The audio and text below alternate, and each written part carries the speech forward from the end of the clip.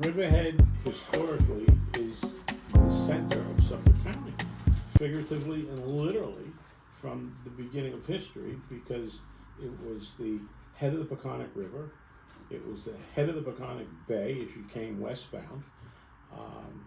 It was and still is our county center for government. In the earlier days, when our population across Suffolk County was more equalized, and we had an agricultural economy, the East End was as important, if not more important, than the western parts of Suffolk. But out here on the two forks, the way the glacier had come down, it deposited all this rich, very dark black soil on the north and south fork. So we were the breadbasket for Suffolk County. Understanding the history of Suffolk County, which is impacted by the railroad coming to Riverhead, now to Greenport, we were an agricultural economy.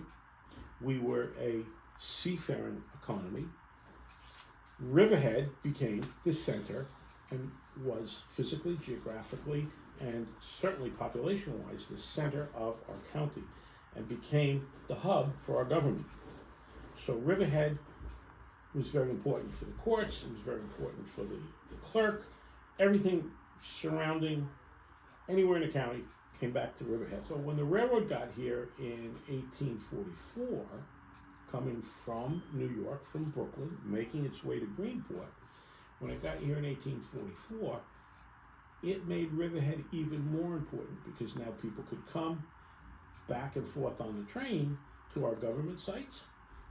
And because of the train getting here, agriculture, we could now be the breadbasket and feed people further west. Up through World War II, we were feeding the entire East Coast. Our potatoes went up and down from the Caribbean, up through New York, out west through Pennsylvania. We got our own locomotive. It just stayed here for like 2 or 3 months.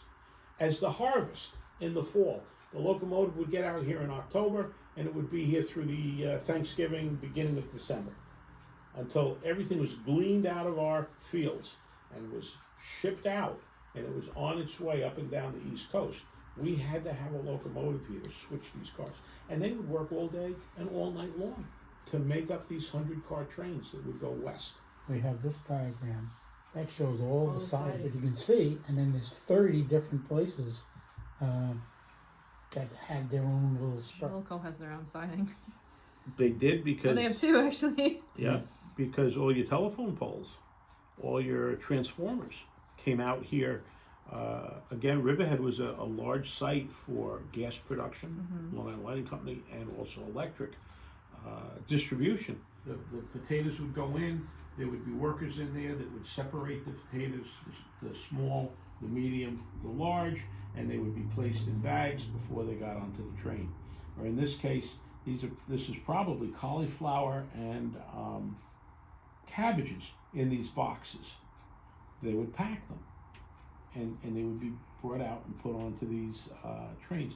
Any train car that has a little door in the top, like we see here, Yeah. those are refrigerator cars.